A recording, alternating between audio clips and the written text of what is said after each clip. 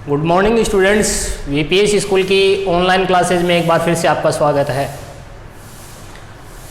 आज की क्लास में हम कक्षा 8 विज्ञान विषय के अध्याय 9 जंतुओं में जनन के बारे में अध्ययन करेंगे।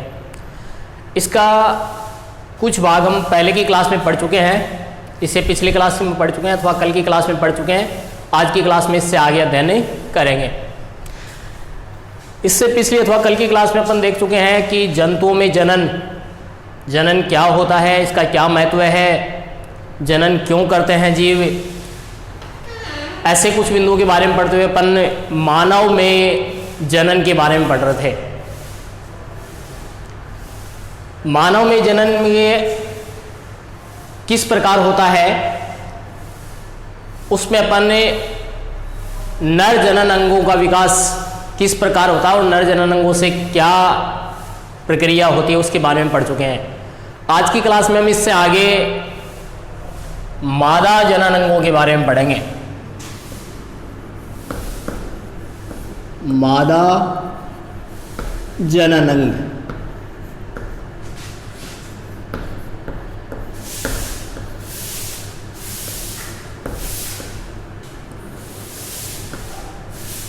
मादा जनन अंगों में अथवा मानव में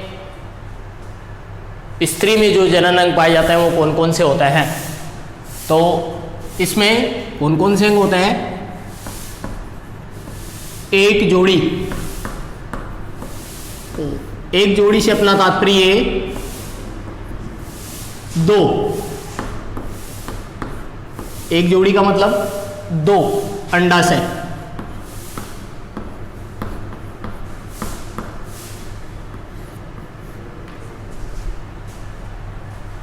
दूसरा, एक जोड़ी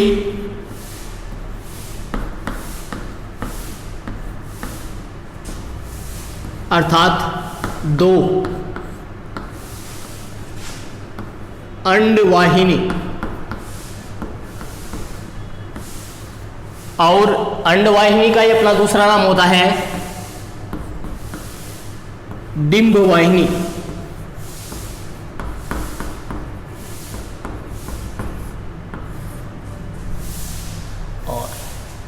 तीसरा इसका प्रमुख अंग होता है गर्भाशय।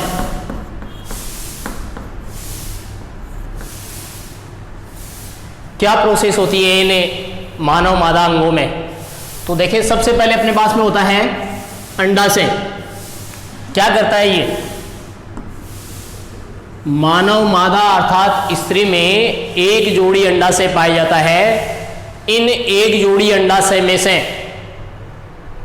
एक अंडाशय प्रति माह प्रत्येक महीने एक अंड को परिपक्व करता है। अर्थात मानव में जब मादा का अर्थात लड़की का जब जन्म होता है तब उसके अंडाशय में बहुत संख्या में अर्थात अनेक संख्या में अपरिपक्व अंडाणु होते हैं।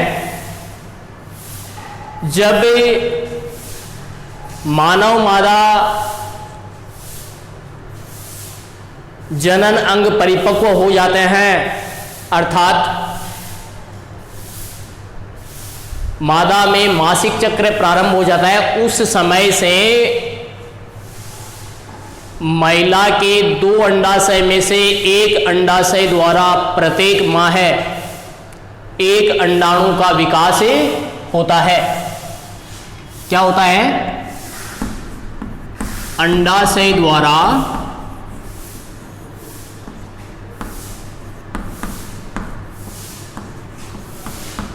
प्रत्येक माह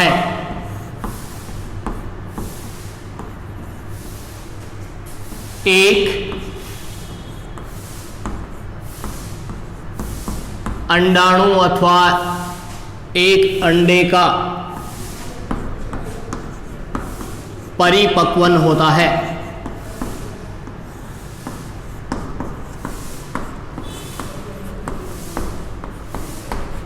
क्या करता है अंडाणु? अंडाशय स्त्री में जो एक जोड़ी अंडाशय पाया जाता है उसमें से कोई एक अंडाशय प्रत्येक माह एक अंडाणु का परिपक्वन करता है, एक अंडाणु को परिपक्व करता है। और यह अंडाणु क्या होता है, अंडाशय में परिपक्व होने के पश्चात कहाँ पहुंच जाता है, एक जोड़ी अंडवाहिनी अथवा डिंब वाहिनी में पहुंच जाता है। मतलब परिपक्व अंडाणु, परिपक्व अंडाणु अंडवाहिनी या इसी का दूसरा नाम क्या होता है, डिंब वाहिनी या फैलोपियन नलिका में पहुंच जाता है।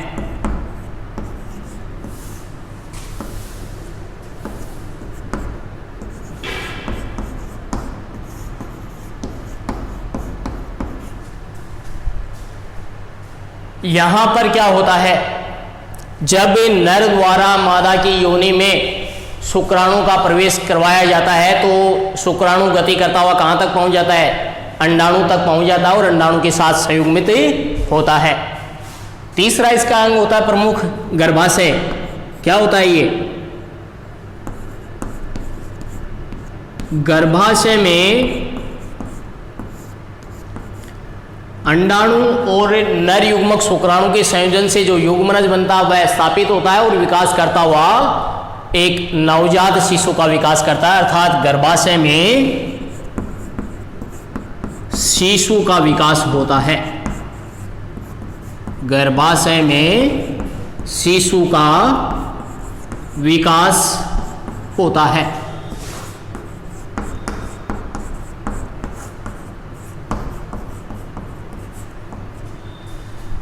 देखें एक प्रारूपिक अंडाणु की संरचना के बारे में।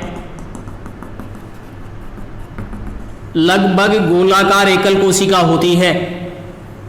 अंडाणु लगभग गोल आकार की एक कोशिका होती है। इसमें एक इसका केंद्रक होता है, ये इसका केंद्रक, और किसका चित्र है ये,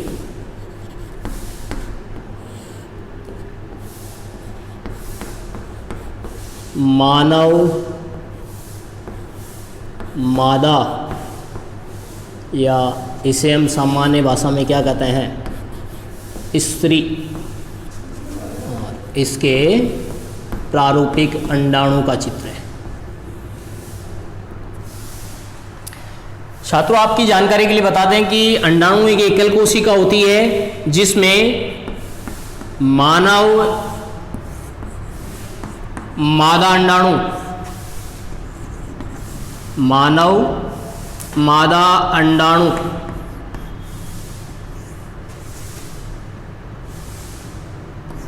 का आकार सूक्ष्म, का आकार क्या होता है, सूक्ष्म होता है, बहुत छोटा होता है। इसी श्रृंखला में मुर्गी,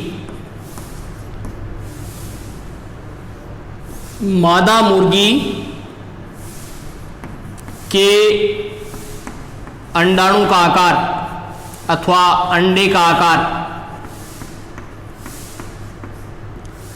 बड़ी एकल कोशिका का उदाहरण है।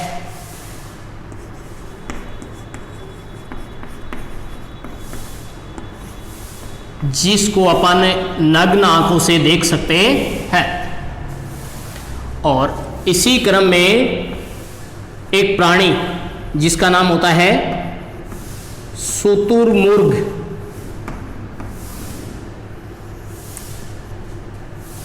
शुतुरमुर्ग का अंडा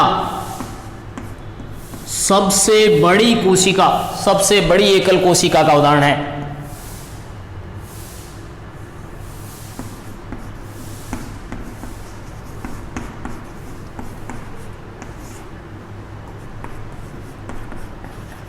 अंडाणु में सबसे बड़ी संरचना किसकी होती है, शुतुरमुर्ग का अंडा।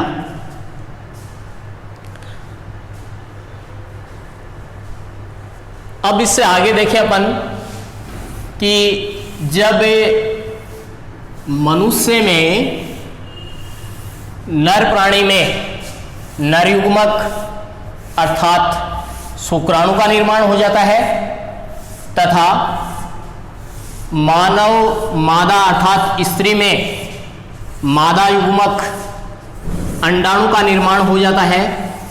तो इसके पश्चात क्या प्रक्रिया होती है, शिशु के विकास में अगला चरण क्या होता है? नर व मादा युग्मकों के निर्माण के पश्चात नर व मादा युग्मकों का संयोजन होता है। अब तक की प्रक्रिया के दौरान क्या हो चुका है? नर मानव में नर मानव जनन अंगों द्वारा नर मानव जनन अंगों द्वारा किसका निर्माण? नर मानव जनन अंगों द्वारा नर युग्मक का निर्माण।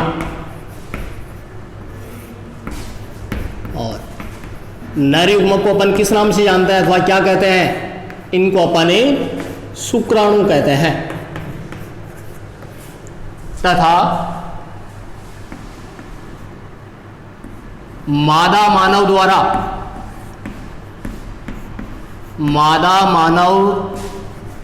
जनन अंगों द्वारा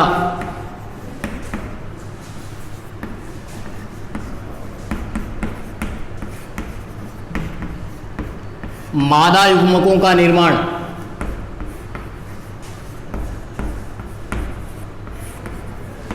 और मानव मादा अंगों द्वारा जो मादा युग्मक बनाए जाते हैं उनको अपन क्या कहते हैं? अंडाणु कहते हैं। अब जनन की प्रक्रिया में ये अंडाणु और ये शुक्राणु क्या करते हैं जिससे नए शिशु का विकास हो? तो इसके लिए एक प्रमुख क्रिया होती है निषेचन।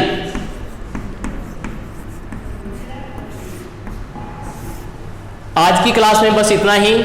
आगे अपनी जब भी क्लास होती है तब हम निषेचन के बारे में अध्ययन करेंगे।